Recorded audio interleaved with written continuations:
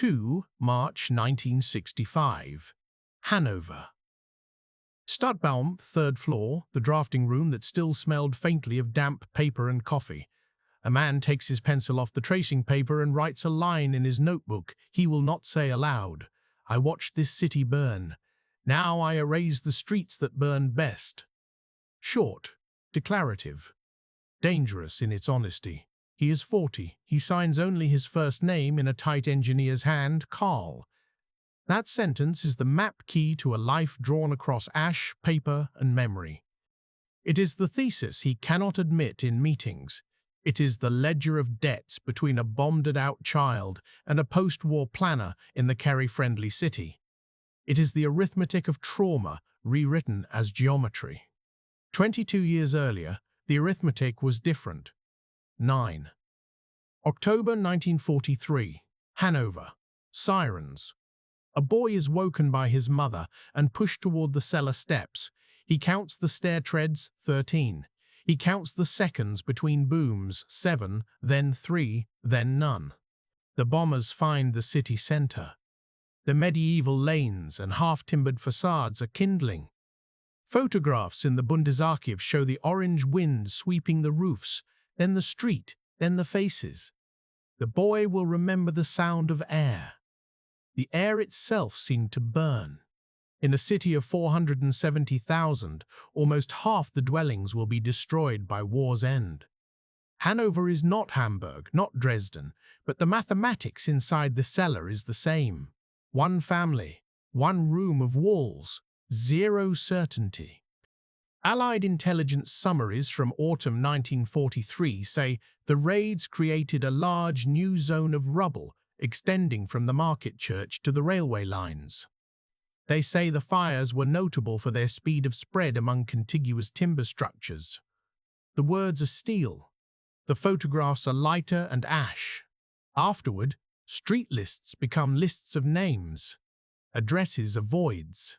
The boy and his mother climb out in a dusk of fine dust. There is no sky. There is a ceiling of smoke. It is easy to believe there is no future above it. He learns the algebra of ruins. You find water in a split main. You find iron nails in caved roofs and straighten them with a hammer to make a hinge. You sort bricks. If they are red, not too spalled, you knock off the mortar with a rhythm you keep in your head. 1, 2, 3, tap. A trummerfro shows him how to throw the brick to the next pair of hands so it does not break. Sideways, she says. Always sideways, she says. Always sideways.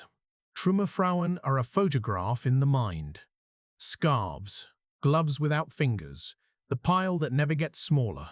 The city is a quarry of itself.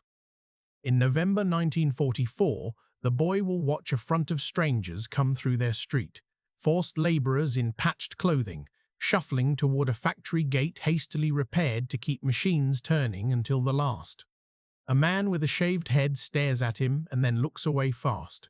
Displaced persons, the city will call them later. Then there is no word for them except others and don't look. The father has been gone since 1942. The letters stopped 2 months ago. He was a postal clerk before the war and a private in an infantry regiment after.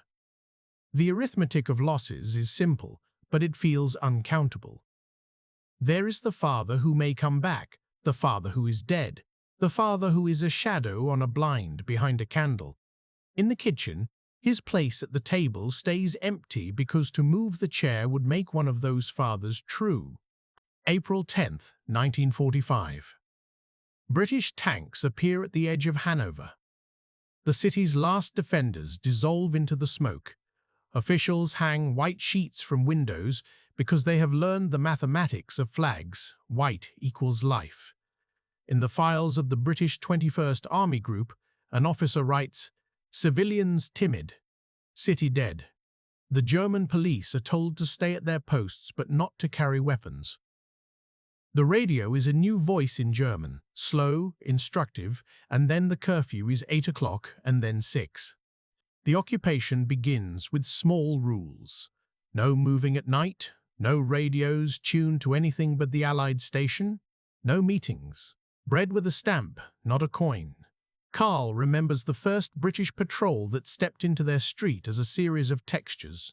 Boots on glass. The smell of petrol, unlike anything they had known. A uniform on an African soldier that his neighbors will whisper about for weeks, with a mixture of fascination and fear that is not about him, but about themselves. One soldier looks at their house, looks at the boy, looks at the mother. He says the only word necessary, okay. He moves on. In the months that follow, the city is an exercise in inventory. The mathematics of food is explicit. Ration cards bind calories to identity. If your sheet says 1,100 calories a day, it is printed scarcity. The mathematics of scarcity is more than numbers. It is cue theory and rumor and the ethics of skipping a line when you recognize a face from before the fires. When you recognize a face from before the fires. Occupation reports note that the bread weight fluctuates, that there is no fat. Diaries record the arrival of American tins marked in English spam, powdered eggs, milk, and the taste of chocolate like a Soviet poster. Promised. But this is the British zone and the imagery is different. In the hunger winter of 1946-47, the average urban intake will drop below 1,000 calories per day. This is the arithmetic of losing weight you do not have to spare. The body does the math. The skin keeps the account. The black market appears and becomes logic. If 1 cigarette equals 2 kilos of potatoes equals the safety of your children, then the currency is moral calculus. The first time Carl watches his mother trade a packet of British cigarettes for 4 small sacks of cold briquettes, he catalogues the event as a new normal. He also watches his mother count the cigarettes twice and then put 2 aside. He will find them years later, disintegrating at the back of a drawer. In the rubble, a child becomes an accountant. Calories, coal, kilometers to the country farm, risk of a patrol. The arithmetic is ruthless. It does not care about deservedness. It cares about units and conversions. In a notebook salvaged from the office where his father once stamped forms, Carl writes numbers with 2 decimal places because precision feels like control. Then comes the paperwork with smaller boxes, the forms that will force his mother to say who she is in a way nobody asked before. Fragebogen. Denazification questionnaires. The Splachkammern begin their work in 1946. The Allied policy is to cleanse the administration of culpable Nazis. The words in the Allied Control Council directives affirm. The reality is a distribution problem. How many culprits? How many chairs to fill? How many days to review each file for a city of hundreds of thousands? The categories are neat in theory. Hauptschuldig, belastet, minder belastet, Midlaufer, entlastet, major offenders, offenders, lesser offenders, followers, exonerated. The German words feel heavier, like stones in a satchel. The English translations in occupation reports seem lighter, conceptual. In practice, lines blur. If your father paid party dues because he wanted to keep his job in the post office, what is he? If he also volunteered 1 evening a month to collect for the Winterhilfe, because that is what the guild asked him to do, does that make him more? Less?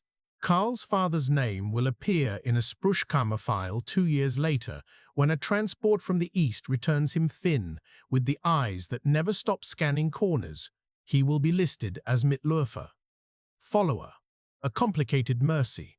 He will return to a desk in a different office under the British. Stability requires functionaries. The mathematics of guilt is averaged, weighted toward the need to get ink on paper and food in trucks. From Allied civil affairs reports, considerable pressure exists to reinstate experienced personnel to expedite reconstruction. Ideal denazification often in tension with practical administration. The arithmetic of guilt is not forgiveness. It is issuance of ration cards tomorrow against a balance of unpaid moral debts. The boy hears adults invent a new language. We were all deceived. We knew nothing. We had no choice. Occupation records include notes by German interviewers about how many people say the same, 5 sentences in different rooms. The repetition is a data point. The repetition is also survival. On a Wednesday in June 1945, a lorry arrives at the market square. The British major in charge of the civil sector requires lists of civic leaders to attend a screening. Atrocities, the invitation says without adjectives. The film shows camps in the spring. The bodies are stacked like firewood, but the metaphor fails. The bodies are bodies. People vomit quietly in the back rows, then return home and do not talk. The files in the Stadtarchiv say that after the film, certain churches added prayers into services for the victims of this terrible war, in a way that softens cause and effect, that binds suffering into a single category, broad enough to contain everyone, and therefore no one in particular. The mathematics of memory begins its first allocations. The displaced stay in camps around the city. Bergen-Belsen becomes a DP camp. Jews from Poland and Latvia and Germany itself, people who cannot or will not return. They have their own newspapers. They sing songs in Yiddish in a place where a memorial will be built later. On a cold day, Carl's neighbor trades 5 eggs for a pair of boots brought from the camp by a man working in the British supply office. They have everything, the neighbor says, and then adds quieter, everything taken. The sentence holds 2 incompatible truths, and both remain. Late 1945 to 1946, expellees arrive. The mathematics of space collapses. 12 million, then 14 million, Germans from East Prussia, Silesia, Pomerania, the Sudetenland, the Warthegau. The trains deposit them with luggage tied in torn rope. They bring feather beds and photographs and recipes that do not fit local grain. They bring stories of the Red Army and of hunger and of roads walked in snow behind carts until feet bled. When they knock on doors in a city already with 2 families in a single room, arithmetic becomes heat in arguments and fists. Local police reports list verbal altercation and illegal evictions, words that tidy the stories into a narrow column. Oral histories 50 years later will call them by other names. The tension is not about ideology. It is about square meters and calories and dignity. Karl's mother takes in a widow from Königsberg and her daughter. That makes 4 in one room. The widow has a baby 3 months later. That makes 5. They hang a curtain on a string to separate day from night. The baby cries. The curtain is not a wall. In school, the boy learns the words for the new state: Länderrat, Landtag, Minister President. He learns Allied civics in a primer that describes voting and the rule of law using simple drawings and cheerful cartoons of men in hats, putting papers into boxes. The old teachers, if they were too loud in the wrong years, are gone.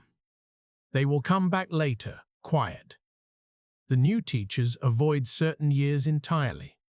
The period before 1933 is romantic.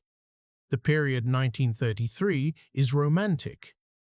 The period 1933 to 1945 is a blank that the children fill with airplanes because that is what they remember. The arithmetic of curriculum is subtraction, not addition. The school books will change again in the 1960s, but for now the past is a border with a guardhouse and a polite sign asking for silence. Karl is good at drawing. He likes lines that do not wobble. He copies from magazines he finds in the British Library, functional houses in white, light on their sides. He finds a book of plans by a man named May from before the war, Neues Frankfurt, small flats with big light. He hears a name in the drafting office where he works as a messenger in 1949. Hillebrecht, the city's planner, who speaks about traffic like a river and buildings like stones in the stream.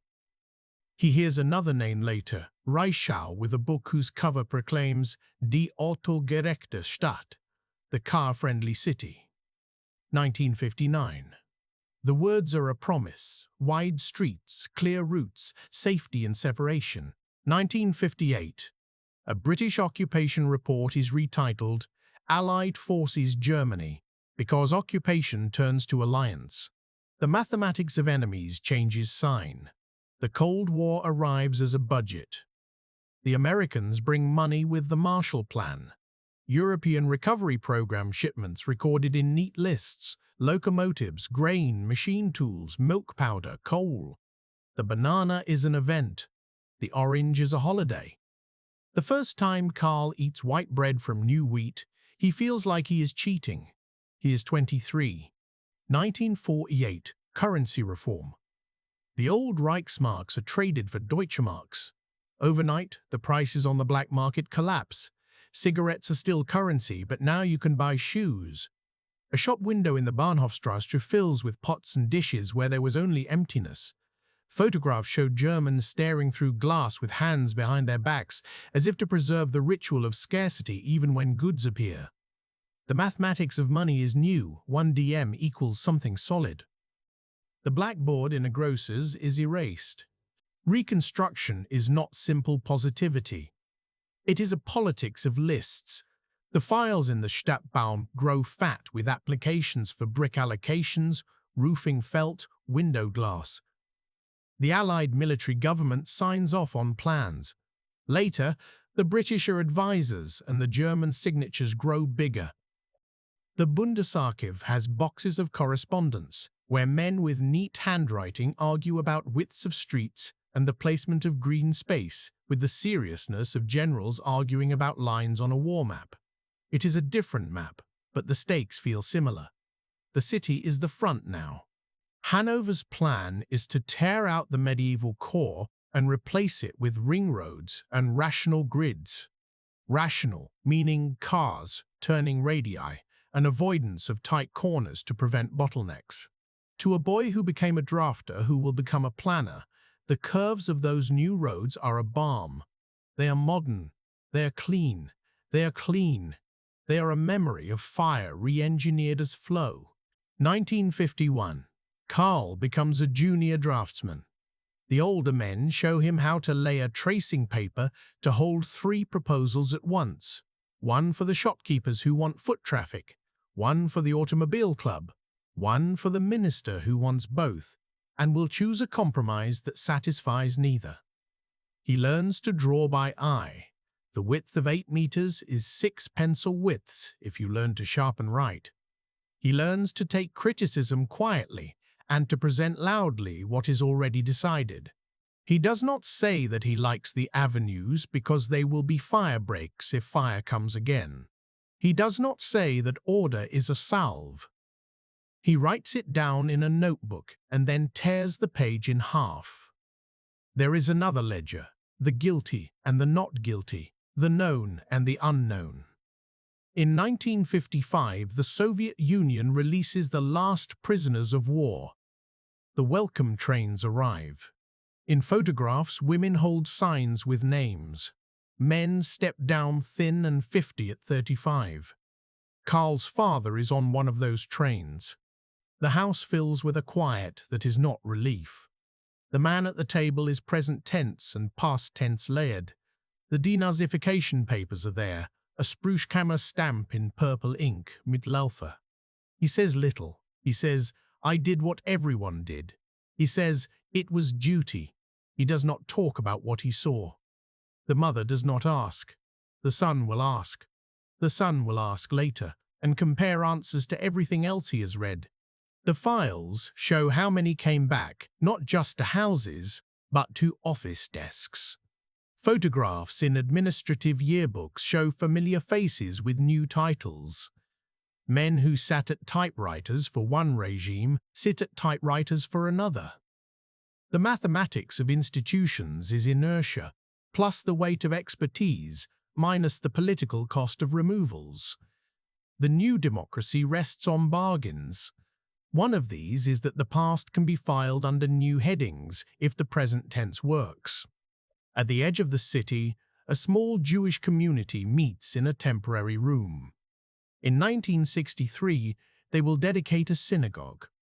A plaque mentions the destroyed old one in 1938. The ceremony is brief, the press images black and white. There are speeches that acknowledge the crime in careful words. The men from the city stand and nod while thinking about budgets. The mathematics of atonement is in those minutes. It is a ratio of words to silence. The DP camps shrink. Some leave for America or Israel. Some stay because they cannot leave or because the city becomes a place called home despite the unspeakable. In certain streets, you can hear Polish, Yiddish, Russian. The children play the same games as German children, then stop because the parents call them in, and the boy named Karl realizes there are worlds behind those doors he does not know how to imagine. He will try to read them later, in books, because his education taught him to respect non-fiction. 1956. On a desk in the city office, a report titled Verkehrskonzept Hanover, 1965. The drawings show a ring of roads, an elevated highway, tunnels. The legend uses a new symbol for pedestrian underpasses, a little ladder. To planners, this means safety. Cars above, people below, never mixing. It also means that people will descend, walk in shadows, and then climb. Cold calculations, flow rates, turning movements, the mathematics of capacity. The report estimates 25,000 vehicles per hour on the inner ring by 1965, a number that has the beauty of prediction. The arithmetic of prediction in 1956 is a straight line drawn through data points on a graph where the x-axis is years and the y-axis is years and the y-axis is registrations per capita. Beetles, Borgwoods, DKWs. Planners write anticipated saturation with a satisfaction. Scientists reserve for a sound formula. 1959. A book passes from one desk to another. Reichau's Die autogerechte Stadt. The book is full of diagrams, loops, cloverleafs, circles. It suggests a physical language for the city that promises speed, clarity, fairness. It is modernist optimism shaped as lanes.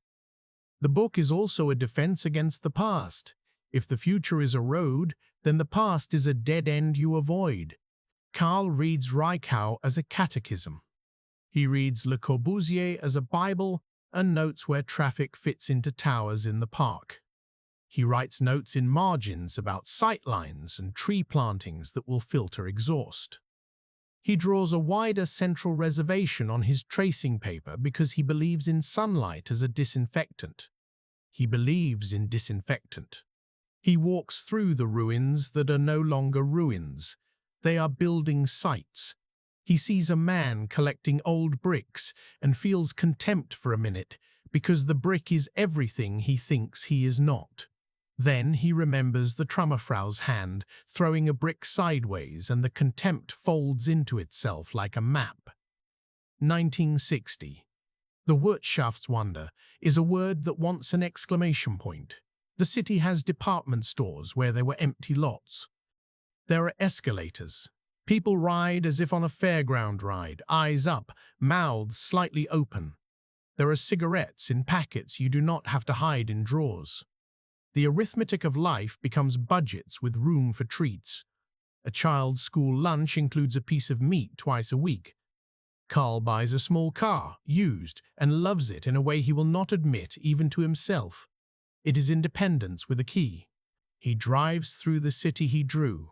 He experiences the velocity of plan as a personal sensation, turns signal tick-tock under his hand, the car moving precisely within lanes he placed with a pencil.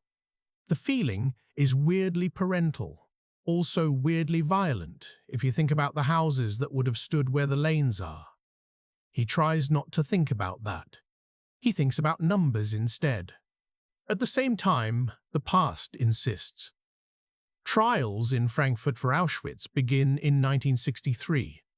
They are reported in column inches that multiply. He reads and feels a scraping inside, like plaster removed from a wound. He sits in a kitchen with his father and says the words, "What did you know?" And his father says, "Nothing concrete. And we heard talk, and it was war, and it was not us, and it was the others, and what remains is a geometry of silence and the mathematics of pronouns." Oral histories collected later will note similar dialogues in millions of kitchens with similar outcomes, a few details, a final sentence closing the file.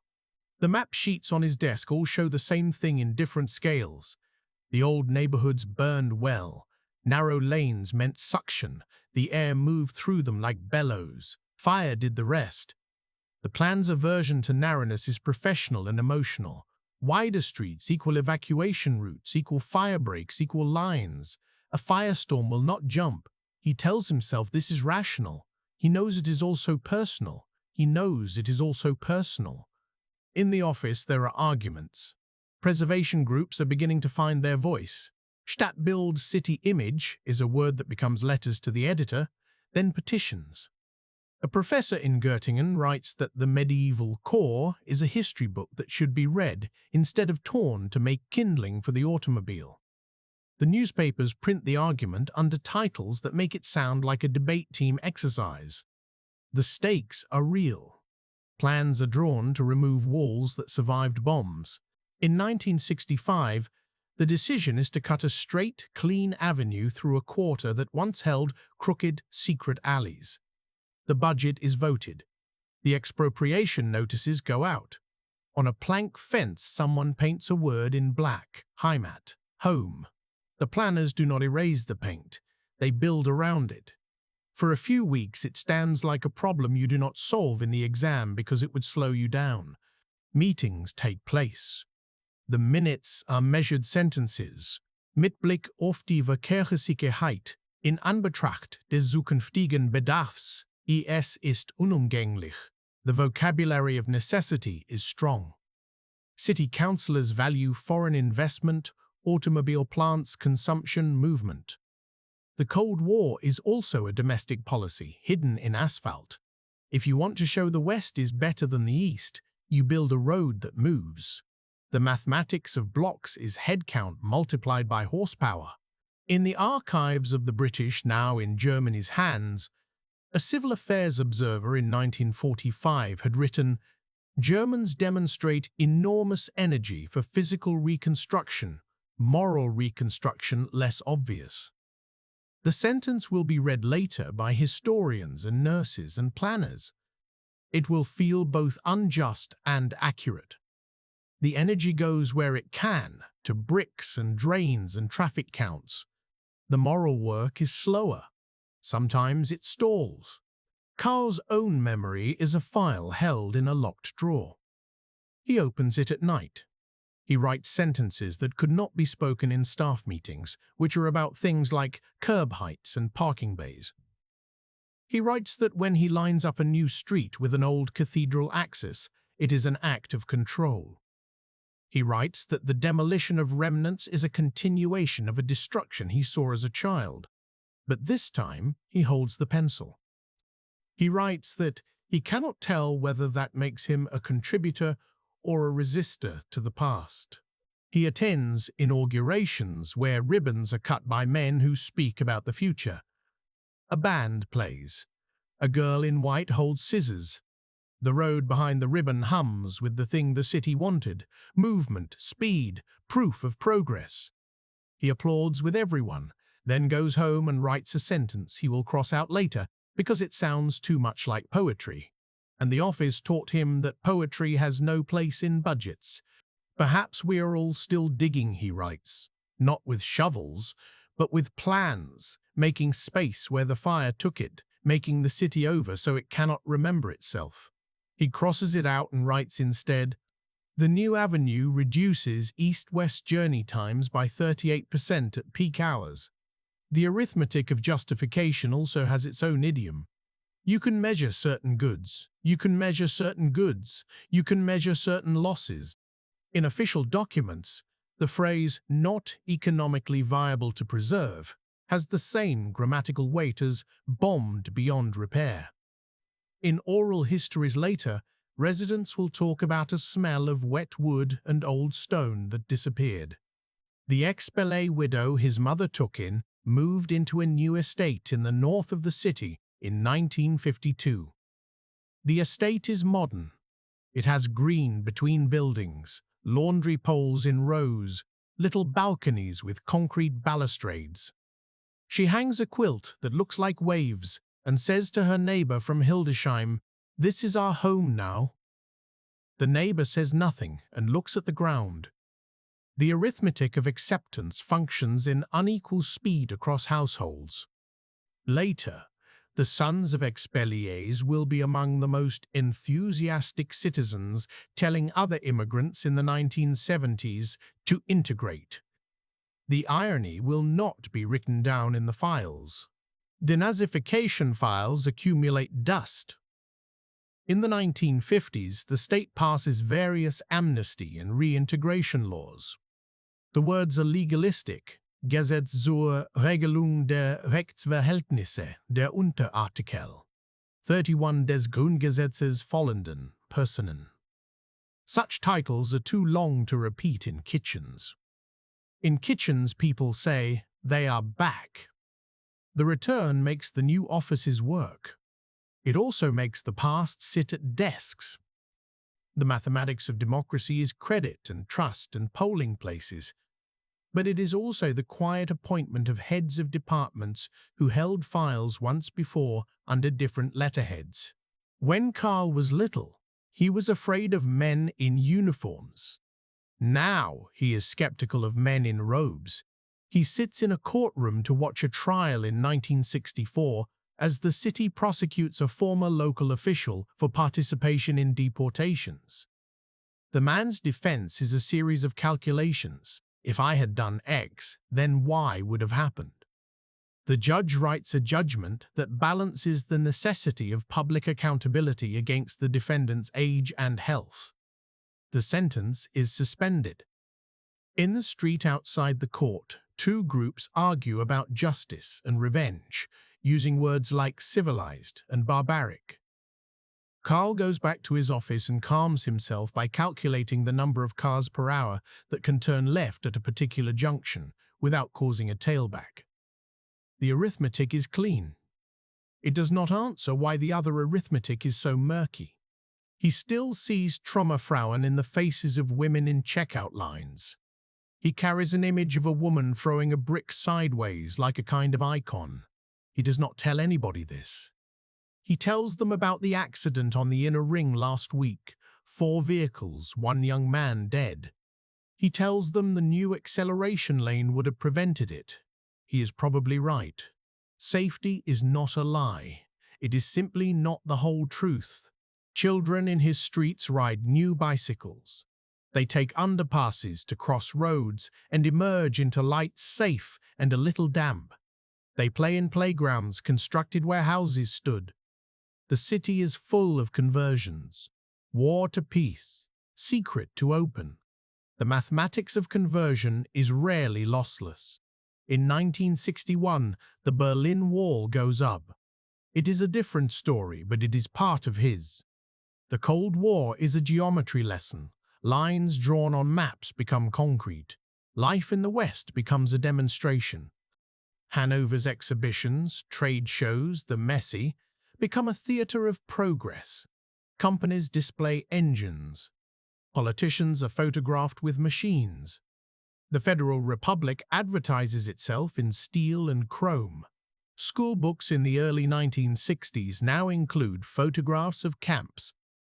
The narrative of German suffering narrows but does not disappear. Bombing and expulsions remain a part of lessons. The combined narrative is a harmonization exercise, the mathematics of a shared story you can bear. Carl marries. He and his wife live in a new block with a balcony. They have a child. He has nightmares that smell of smoke and taste of soot. He never tells his child about the stair he counted, 13 treads down. He teaches his child to look both ways and to respect a green light as a promise. He draws, he erases, he measures, he writes numbers in margins. The radius of this curve equals safety at 40 kilometers per hour. The removal of this row reduces fire risk. He says fire risk, but he means my memory. He knows he is not alone. He hears colleagues speak staunchly about modernity. He sees their hands shake when a siren goes off, even a low traffic test siren. There are small contacts with the victims, the ones who remained. He meets a man in the 1960s in a building permit office who asks for a sign for a shop. The man's arm bears a tattooed number. It is a detail Carl pretends not to notice and cannot stop noticing. He gives the permit. He wishes the man success. He goes home and reads the newspaper slowly, as if the words might instruct him to be better, or at least less confused. In 1963, a memorial stone is laid where a synagogue once stood. The speeches are dignified. The crowd is not large. The city's official photographer takes pictures from a distance that makes the people look like annotations in an architectural elevation. Perspective is a choice. Hanover is paved and braided with roads by 1965. The pedestrian zone through the center is a plan to remove vehicles in one place to add them to another. It is a compromise that claims both futures, the modern shopping street and the autogerechte ring. Carl writes his notebook line on that day because he knows what the plan implies, and he knows why it satisfies him. He knows he cannot tell this to his colleagues. He cannot say, the streets that burned best are the ones I remove. The ones that did not burn, I widen. He cannot say that his work is built on a terror of tinder and closeness. He can only draw and, when asked, provide numbers. He keeps his father's denazification file in a drawer. He keeps a copy of Reichau's diagrams in another. He sometimes puts them on the desk together and looks at how lines from different times cross in his eyes. He feels the tilt, the slant of his life towards simplicity, towards straightness, and he wonders if that is architecture or psychiatry. He is not alone in this tilt. Across West Germany, in Kassel, Cologne, Dortmund, planners do the same. They carve axes out of cities. They believe in clarity. They are criticized. They are praised. The Bundesarchiv holds thousands of files of plans. They are identical and unique. Their variety flows from different ruins. Their sameness flows from the same books and the same politics and the same commerce. Hillebrecht in Hanover becomes a symbol. To some, a hero of newness. To others, a destroyer of memory. Both assessments appear in publications. The mathematical truth is that traffic flow increased, accident rates in some zones fell, emergency vehicle times improved, and dozens of old streets disappeared. Both truths exist. The city holds them. In small, the human arithmetic remains. A woman from Königsberg visits the house where she lived in 1952 and finds a roundabout. She says to her daughter, "I used to hang laundry right there." The daughter says, "Can we go to the new swimming pool?" The present irritates the wound and also applies balm. Oral histories recorded in the 1990s include many such sentences. They are a chorus of adjustment. By the late 1960s, a new critique arrives. Students enter planning meetings and ask about people in air photos.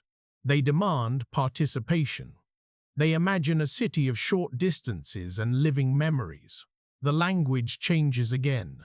The men with pencils learn new words like citizen initiative and softening the car-dominant paradigm. They will learn to say them with sincerity. It will take time. Carl sits with them and feels defensive but also seen. He has done a job. He has done it well by the standards given to him. He also knows the standards were a function of other fears. He begins to draw narrower lines. He begins to suggest slower curves. He is not converted in a single meeting. He is weathered over years. He is a river that changes course by the weight of stones thrown by people into it. Some of those people are his child's age. Yet the sentence from 1965 guides him, even as he moves away from it. He does not deny it. He makes it a source. He underlines it and dates it later because it is the point where his work and his past most clearly intersected and admitted their collusion.